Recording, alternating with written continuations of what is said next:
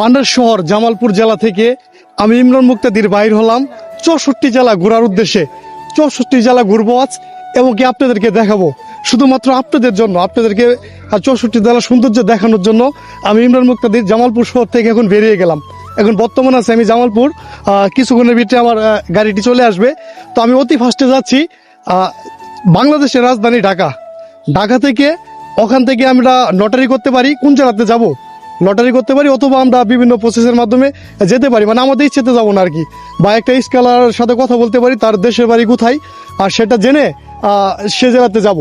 তো আমার সাথেই থাকবেন, 64 জেলা ঘুরবো ইনশাল্লাহ, আপনাদেরকেও দেখাবো, দেশের সৌন্দর্য দেখবো।